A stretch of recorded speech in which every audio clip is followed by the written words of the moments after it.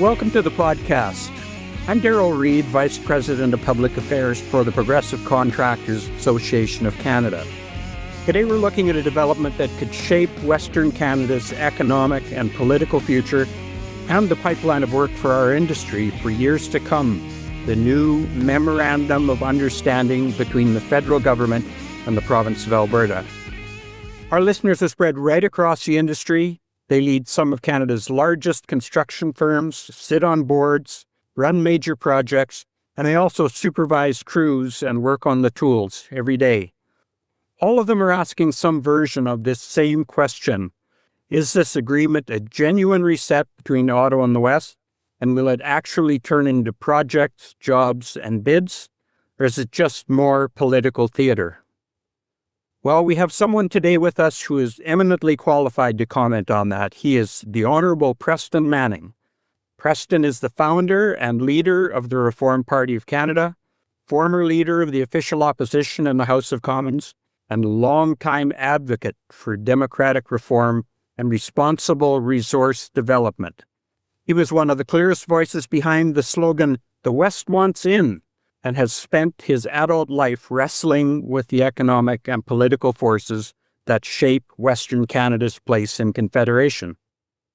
I've had the privilege of working closely with Preston during some very interesting times in Canada's national politics, and I know he's been watching this new Alberta-Ottawa agreement and the broader post-Trudeau landscape under a new Prime Minister in Ottawa with a keen eye to what it all means for Western Canada's future and for the companies and workers who actually build stuff in this country. Preston, it's a joy having you with us. Thanks for being with us.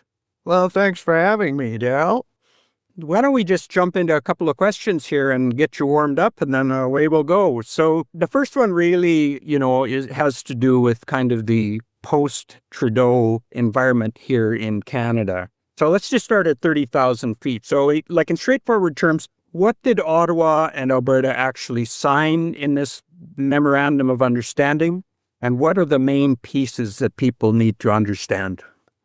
Well, the first thing I'd point out is that people can go and read this memorandum for themselves. Like it's not that long a document. And people would be, and particularly people in your industry, would be wise to go and look at the actual document. Ironically, in this age of internet connections, if you Google on Memorandum of Understanding between Canada and Alberta, what comes up first of all is media commentary on it. And increasingly, this is what happens on these issues. Rather than the source and the substance, what you get, first of all, is media commentary or press releases issued by the various parties. But a starting point on all of this would be to actually go and read the memorandum itself. And there's a number of commitments made by both parties, by each party and then jointly. But probably to reduce it to its most important element, Alberta wants to get a bitumen pipeline to the West Coast. And Ottawa commits to assist in enabling that to be done. And what Ottawa wants out of Alberta is basically a commitment to carbon sequestration and a carbon pricing regime that will address its environmental concerns. So those are the two probably most significant aspects of that agreement. There's a bunch of other stuff in it as well, but I would say those are the two most important ones. We've heard these phrases, carbon sequestration and carbon capture and storage before, and we've heard about carbon pricing from a former prime minister. And, we're now in a post-Trudeau period. We have Prime Minister Mark Carney in Ottawa. There's a lot of talk about resetting relationships with the provinces. You have a privileged vantage point and probably a few scars to show it. How would you describe the state of federal-provincial relations right now, especially between Ottawa and Western Canada? Well, I would say, Darrel, there's still an enormous number of problems that aren't solved by a memorandum of this kind. The biggest single one is the intrusion of the federal government in areas of provincial jurisdiction. Intrusion in the areas of like natural resources development through the Impact Assessment Act and things like that, but intrusion in the health field through the Canada Health Act, intrusion in municipal governance through the lending practices of the Canada Infrastructure Bank, which allows the federal government to go around the provinces and deal directly with the municipalities. That's one of the biggest problems in federal-provincial relations today. And if the federal government actually wanted to do something substantive about that, and they've got the capacity to do it, introduce an act in the federal parliament, I'd call it an act respecting provincial jurisdiction. Some people would probably say provincial sovereignty. That amends the statutes which authorize federal intrusion in these various provincial areas.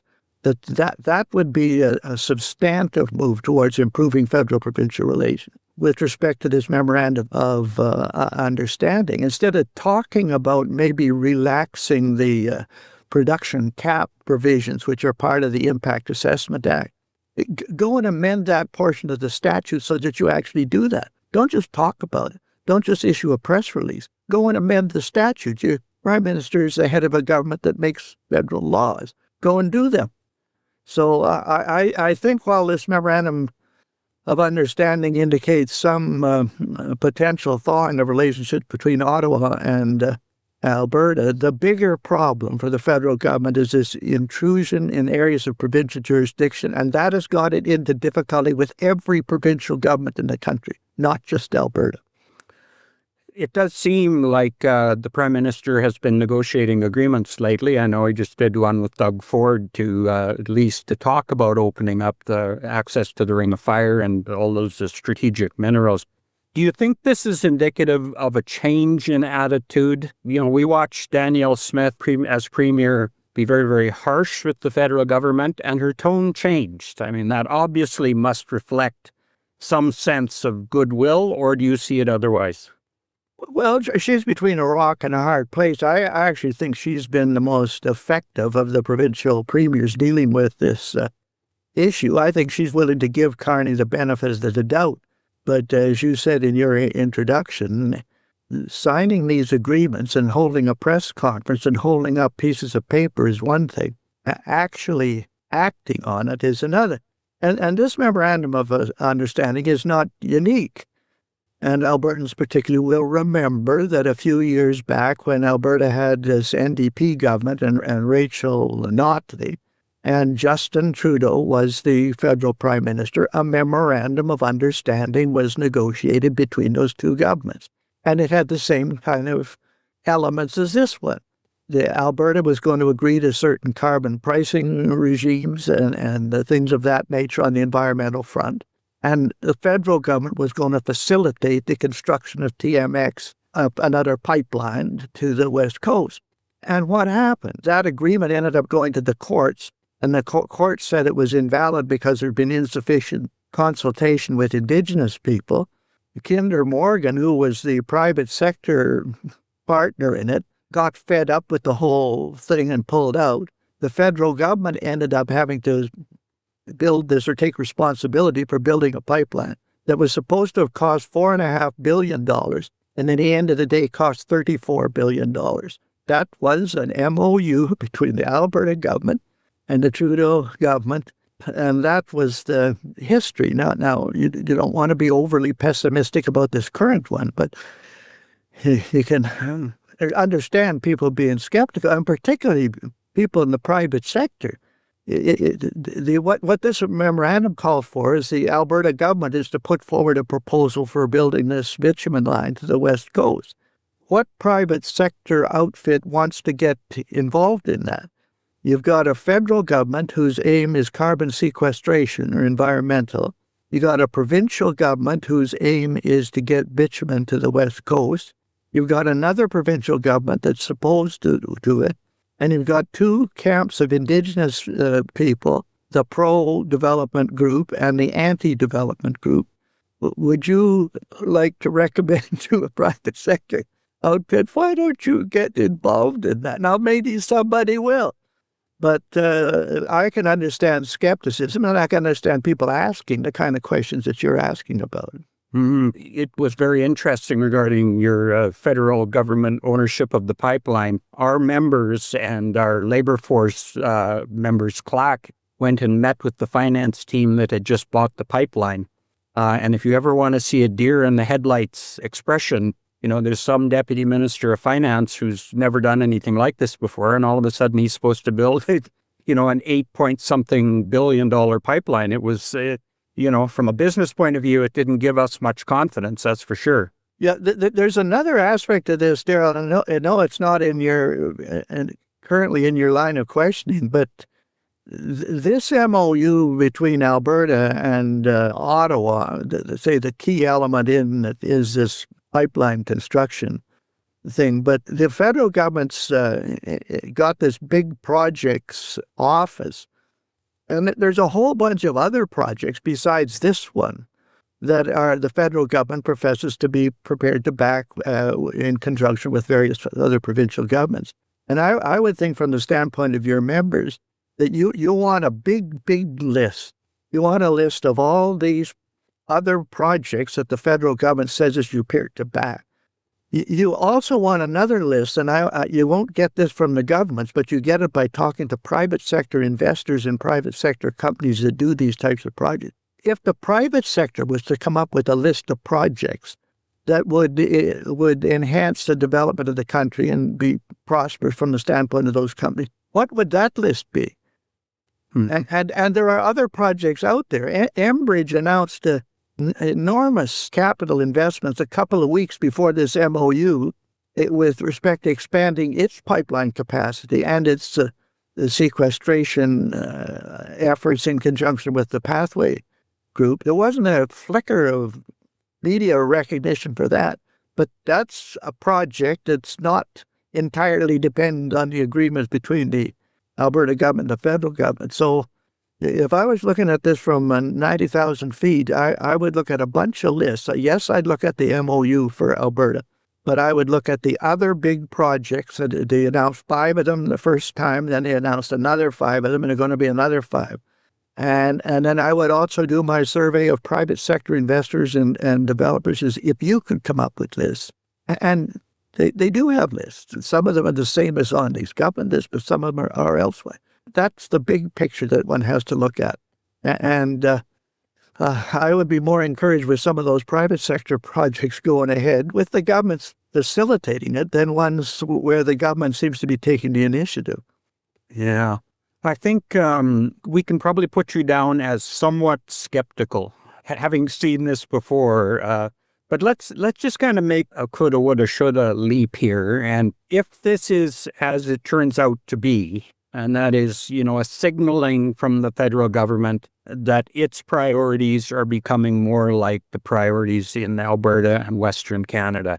It's a big if, granted, but if it is, you've addressed some issues for our listeners here in the construction business. That you're going to have corporate people here listening to you and senior project people and foremen and, young apprentice plumbers or welders that are going to have to make some decisions in terms of their life.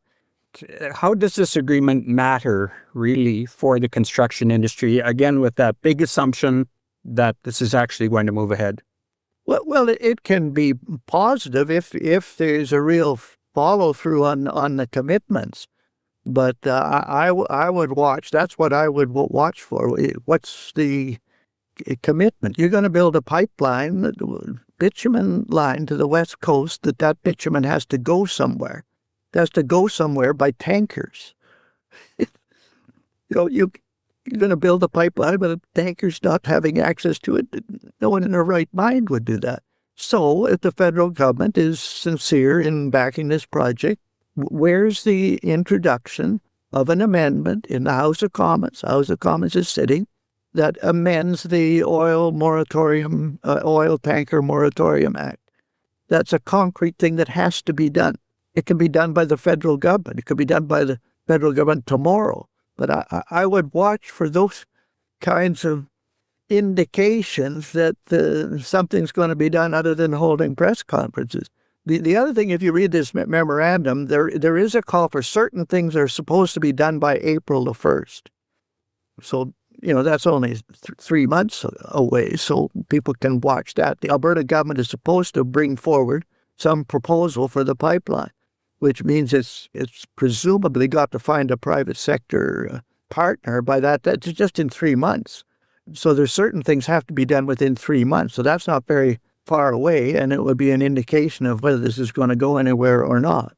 The other aspect of this thing is that if you read the memorandum again, there's frequent references to consultation with Indigenous groups and exactly what form that's going to take and how far the federal government's prepared to go other than to tell the provinces to go and do it. It would be another big question. As you know, there's been a court case in BC that has thrown the sanctity of private property up in the air in British Columbia. And again, if the federal government wanted to do something about it, they can introduce an act to amend the Charter of Rights and Freedoms to include a property rights protection clause, which is the big thing that's missing from that charter. So regardless if they're serious about that, these are things that could and should be done. Regarding that controversial court decision, I think I had two observations. One is that it is political fire, but the second one is there was a constitutional Aboriginal advisor by the name of Mel Smith who wrote about this about 25 years ago. And I told you so is never really a very satisfying answer, but that this has been coming for a long time, and it feels like successive federal governments have not been willing to grasp that thorn and now be forced to. In one sense, British Columbia ought to be the most successful province in Canada. It has an abundance of natural resources. It has this access to the Asia Pacific, and it has a climate that, while it's not always that nice, it's better than on this side of the mountain. But the fact that that province is not prospering the way that it should is a negative commentary on how we govern ourselves. And basically, I know we don't want to be overly political, but I just see that NDP government in BC as a millstone around that province's neck. Most of the private sector people I talk to about their reservations about doing something in BC, whether it's forestry or mining or even the West Coast fishery, they invariably mention the provincial government. And until that's fixed, I don't know if that millstone is still going to be around the neck of that province. Well, speaking as somebody who just spent some time last week in Dawson Creek and Fort St. John, BC, I would say your climate comments aren't always relevant there. I think it was minus 23 and the roads were the worst I've ever seen. But BC is a diverse place. Right?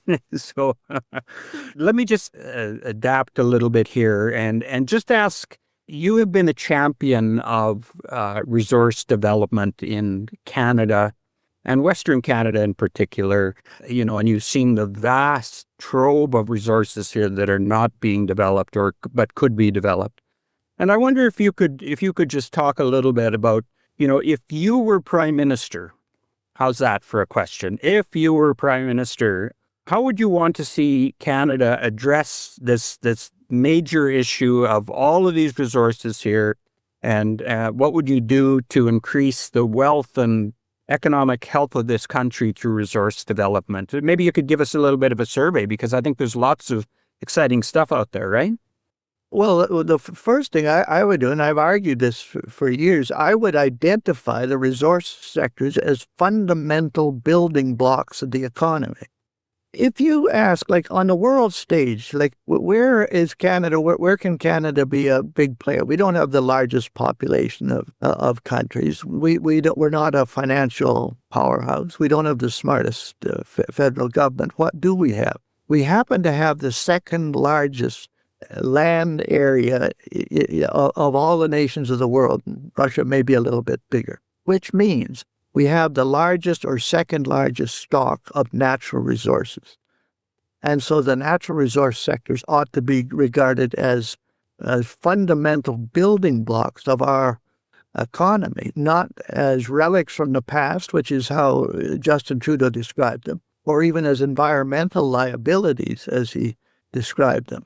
So I'd start by trying to get Canadians to recognize that these are fundamental building blocks of our economy. Our economy will be as strong as a development. And they're talking about agriculture, energy, mining, forestry, and the fisheries, the 5 major building blocks.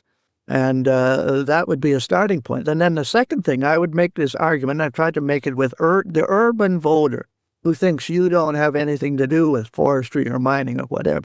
All those jobs, those manufacturing jobs, those service jobs, those notices, those are basically in the urban center.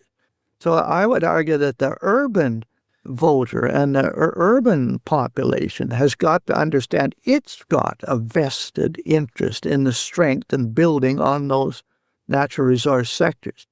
And then I guess the third thing I've already touched on, the federal government, our Constitution assigns natural resources development to the province. There's a huge constitutional amendment in 1930 to make sure that the western provinces enjoyed that because they weren't given that at the beginning. And this federal intrusion in these areas is one of the major things that's crippled their development, particularly when the federal government's not on side with developing these sectors as fundamental building blocks. So those would be three of the recognize these resource sectors as fundamental building blocks, convince the urban voter that you've got a vested interest in them, and get out of the way in terms of the federal government as a limitation on their development. I think that's a really good segue for us to talk a little bit about industry leaders and their role in this. If they're going to be taking the lead, how should they be seeing this current state of affairs, and what can they do to perhaps influence it? In your early reform days, I mean, you had a number of very strong business leaders that, stepped up and supported and took the heat.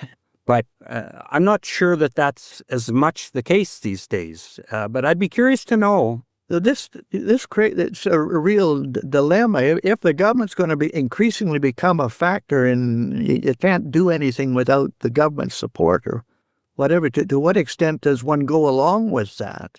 Or to what extent does one oppose it? Even in the short run, that may cost something. I think what a number of the big multinational companies, one of their approaches, this partly comes from a lot of their experience with national governments is with the American government, where the American federal government had, under its commerce power, if you get a deal with them to do something, there's not a lot the states can do to object to it. So those companies come to Canada and they think, well, the first people you got to talk to is you got to get the federal government on side and agree to whatever. You maybe can get some money out of them. You have to agree to certain things. But then you find out in the resource sectors that the provinces actually do have a big role to play on natural resources development. So now you got to go to the provincial government and you try and get a deal with them. You try and get some money out of them. You agree to certain things. And you get halfway into this situation, now you find out that the objectives of the federal government are different than those of this provincial government, and you're in the middle. If you go with the federal guys, you'll alienate the provincial guys, and maybe they won't give you the money or they won't give you the permit. If you go with the provincial guys, you alienate the federal people to whom you've made commitment. And I think increasingly there's a number of companies that are going to get into that awkward position where you're going to have to choose. And what the answer to that is, I don't know, except I would say don't get into those situations in the first place. It's not a winning position from the standpoint of a private sector developer. And on these pipelines, you can go back historically. My father was the premier in Alberta during the original, when the oil boom, when Leduc was discovered. And of course, Alberta's desperate to get that product to other markets. So there was the interprovincial pipeline. The interprovincial pipeline didn't come about by Ottawa and Alberta sitting down and say, oh, we need a pipeline. Is there anybody else that can build it? No, the promoters of that pipeline came to those governments and said, we can do this. Here's what you can do to facilitate it. The Trans-Canada Pipeline, which at its time was the biggest, longest natural gas pipeline in the world, that did not start with Alberta sitting down with Ottawa. It started with the McMahon brothers in Calgary saying they had a route that would get Western Canadian gas to Eastern Canada, with the Murchison crowd and the Texas crowd having another scheme. And then the governments got involved in reconciling this and getting them together and all the rest of it. But the private sector was much more aggressive in proposing what had to be done, with the governments then coming along to try to facilitate it. And today we've got almost the opposite set of the conditions, which I think the private sector's got to be more aggressive in pushing its own positions and being quite leery of some of these cooperative arrangements with the government. So it sounds to me like what you're saying to business leaders and people in our companies is that you need to speak up. You need to be a little more articulate about what the needs of your members, your workers, and your shareholders are. Would you say that? Oh, yeah, yes. And speaking up from a knowledgeable position, like a number of people, 95 CEOs signed these Build Now letters to the Prime Minister. I asked some of those, have you actually read this memorandum of understanding? Well, not exactly. We've read what's been in the papers about it, and we've read a summary that our communications people put together. I don't think that's good enough. I think there's things can be done with the opposition, particularly in Ottawa. I think the opposition, the official opposition, ought to be encouraged. Pierre Poilievre is very good at attacking and critiquing what the government's doing, but I think what the private sector should be encouraging the opposition to do is offer alternatives. Offer alternatives. When the Prime Minister is out here talking about big projects, it wouldn't have been that hard for the official opposition to. They could have polled some of the investment community, the private sector. They could have come up with a list of 10 projects a lot easier than the government can, because they actually don't have to deliver on it. But where's their alternative list? Here's another list of projects that are less dependent on government involvement than your list. So encouraging the official opposition to, yes, critique what's going on, but also offer constructive alternatives would be, and support them in doing that. So if you're a Canadian corporate CEO, knowing that you've got all these different jurisdictions, knowing that in the past people will punish you for giving your opinions, like what kind of advice would you give them, real world advice, if you want to see, your company flourish and build the kind of things that Canadians need to build to move on in this wild and crazy world that we live in right now? For one thing, I'd be as knowledgeable as I could on the landscape that you're dealing with. And then secondly, as you had said, to speak out rather than to be silent. But it's going to require some hard decisions, because it can be very tempting to get in bed with these governments. These governments want to be as prominent as they claim to want to be. And I'm talking more about the federal government. I'm not talking about the Alberta government. Do you just say, well, that's the name of the game today, and we just have to get in bed with them? You can take that position. I would oppose that position, and I would speak out in opposition to it. And at the end of the day, the attention has to be paid to the ultimate consumer and taxpayer. Like, we have to convince the ordinary consumer, the ordinary worker, the ordinary taxpayer that the private sector initiative in developing the resource sectors is going to benefit them more than going this other route. It's in their interest to have these resources developed and to have them primarily driven by the private sector, not the government sector. And that requires a lot of work on communication with the public, not just going to the capital city or going to Ottawa, but going to the public with those messages. In our earlier conversations, you suggested, to get into specifics a little bit, that the Trans Mountain expansion is kind of the closest real-world precedent for a new bitumen line that Western Canada might face. So, like, without naming names or getting into proprietary detail, what do you think are the main lessons from the whole TMX experience? You would know that our members played a fairly significant role in building this. The technology solutions were stunning and amazing in many ways, and yet we have this big project, federal government owned and everything. What do you think the main lessons that... Well, this may seem like I'm avoiding the question, but it seems to me that's something your members should be working on. What are the lessons that can be learned from that? what caused the increase in the costs? What was the thing that caused the delays? And this ought to be a private sector investigation, not a public investigation. Just what is it that went wrong with that?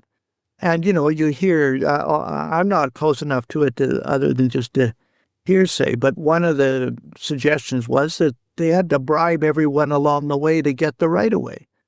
The way you get right-of-way today is just, okay, there's an Indigenous group that objects to it, pay them off. There's an environmental group that objects to it, well, pay them off. So I don't know what extent bribing, but I know somebody that the cost of bribes per mile was $3 million per. But it was that a factor. What was the factor that caused delays in the coordination? You had the welder arrive at the right time, but the drag line wasn't there, and you're paying these guys large wages for sitting around. But the private sector seems to be the people that were involved in that project ought to be able to figure out exactly what went right. There were some things went right, but what went wrong, and communicate that to whoever gets into this next go around. That whatever you do, don't do that, or you're going to blow the costs out the window. I suppose that, this crowded, one of your main themes has been the kind of the crowded regulatory space, and it would be to have a pretty clear focus on who you want to talk to and who you need to talk to get these things done. I think a lot of the delay had to do with this, clashing jurisdictions. So it sounds like this is exactly what you've been saying to our members and to people at large. Let me just throw maybe a few quick snappers at you as we move towards the, kind of the end of this interview. But you've mentioned Indigenous communities. One of the big phrases these days is, Indigenous partnership and ownership being front and center in pretty much all the major project discussions now. You are not uninformed on Aboriginal issues. You've worked extensively with First Nations. And what would your word be to, people on this side of the First Nations divide and people on the other side, the First Nations themselves, to get these things done so that everybody benefits? Well, I was in the consulting business before I got into political business, and one of our areas of work was to try to facilitate better relationships between Indigenous people and the oil patch. And I got down to a pretty simplistic formula. I would distinguish between Indigenous groups and individuals and leaders who were pro-development and wanted a piece of it, and the ones that were opposed for whatever reason, often for political reasons. And I would try to work with the ones that were pro-development, and I'd be respectful of the others, but and my hope was often is if you had successful partnerships with Indigenous people, that would be a model to the ones that had reservations about it. Look, it is possible to participate in these projects and to benefit, for your reserve to benefit, for your people to benefit from it. And try to change other people's minds by providing them with examples rather than arguing against their particular position. And I do think in BC, although I'm not that close to it anymore, you can distinguish between the pro-development Indigenous people, and there's a lot of them. They'd never get the publicity the others do. And there's the anti-development group. And I'd work with the pro-development ones as much as I could.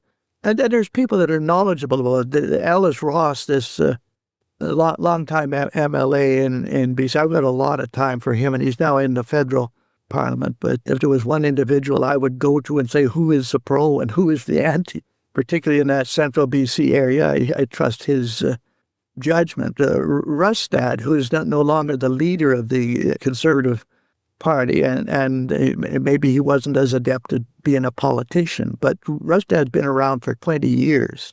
And he was the Minister of Indigenous Development under Christy Clark. A guy like him has got some pretty interesting knowledge on this subject, regardless of what you think of his political postures. I'd try and find people like that would tell me who is pro, who is anti. How can I encourage the pro ones to provide positive example for their own people? Well, from our members' point of view, one of the key success factors up in Wood Buffalo and in the oil sands is Indigenous participation, and a significant an amount of the workforce there are First Nations-owned companies. And so, surely we would be foolish not to find ways. I could tell you stories about that there. The first campaign I ever was a manager on was a by-election in what was called the Fort McMurray-Lac-La-Biche riding. In those days, Fort McMurray was just a tiny 1,500 people, and the riding rode north and south. And I knew a few people in Fort McKay. I mean, it was just nothing there. And I asked them, what could the government do for them? And at the same time, there was a meeting held with deputy ministers and that in Edmonton around the same time to try to figure out what could the government do for a place like Fort McKay. They came up with these great big long lists of that would have cost millions. The list I got back from Fort McKay was 2 pieces of plywood for Joe Bird, a chain for William Cardinal. Like it was stuff you could put on one truck. And if you look at that community today, how far that has come from those primitive beginnings, that ought to be an inspiration to other Indigenous groups that want to get in on development rather than oppose it. This would be my second last question, I guess. One of the concerns in the construction industry right now is that aging journey people are retiring, but they're not being replaced. There's a whole generation of young people out there for whom what we do is the best way forward, in terms of their family, well-being, income, work in a resource economy like ours. What would you say to them, notwithstanding the challenges, these young people have to look at the next 30 or 40 years. But it seems to me that Canada is not going to succeed unless we can encourage our young people and their parents, I should say, to encourage people to get into things that actually build things. I know one of your phrases in one of your books is "do something."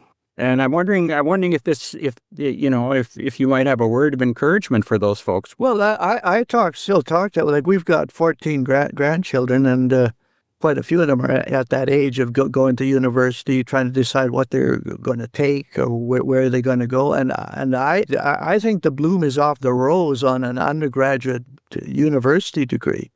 What are you going to do with this degree?